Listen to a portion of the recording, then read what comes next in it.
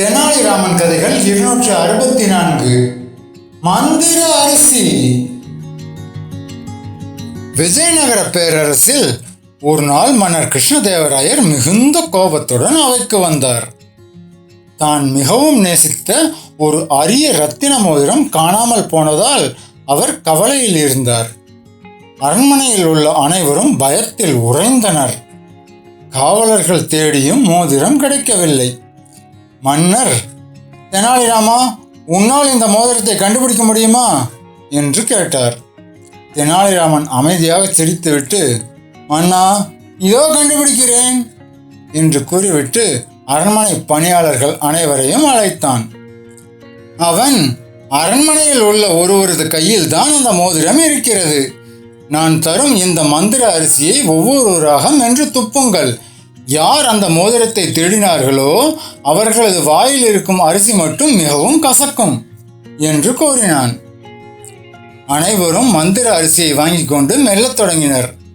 ஆனால் உண்மையான திருடனான ஒரு பணியால் அரிசி கசக்குமோ என்ற பயத்தில் அதை தனது வாயிலேயே வைத்திருந்தான். சிறிது நேரம் கழித்து தெனாலிராமன் அனைவரையும் வாயை திறக்கச் சொன்னான்.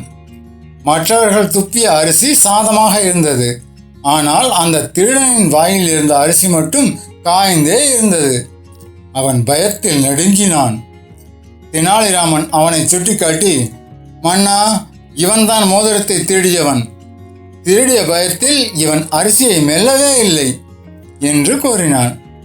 திருடன் தன் தவறை ஒப்புக்கொண்டு மோதிரத்தை திருப்பி கொடுத்தான். மன்னர் அந்த பணியாளனை தண்டித்தார். தெனாலிராமனின் சாதுரியத்தை கண்டு அவையினரே வியந்தனர். மன்னர் கிருஷ்ணதேவராயர் தெனாலிராமனை அழைத்து, உனது புத்திசாலித்தனத்துக்கு ஈடு இணை ஏதுமில்லை என்று பாராட்டி பரிசுகள் அளித்தார். தவறு செய்தவன் எவ்வளவு மறைத்தாலும் உண்மையை மறைக்க முடியாது என்பது அந்த அவைக்கு மீண்டும் ஒரு முறை தெரிந்தது. தெனாலிராமன் அந்த சூழலை சாமர்த்தியமாக கையாண்டு மன்னரின் மனக்குறையை நீக்கினான். அரண்மனையே மீண்டும் மகிழ்ச்சியில் திளைத்தது. தெனாலிராமனின் புகழ் மேலும் பரவியது. நீதி. குற்றம் செய்தவன் எந்நேரமும் பயத்துடனேயே இருப்பான். மக்களே, நீங்க வழக்கம் போல உங்களுக்கு பிடிச்ச தலைப்பை கமெண்ட்ல சொல்லிட்டு போங்க. நாளைக்கு அதே தலைப்பில் தெனாலிராமன் கதை வரும்.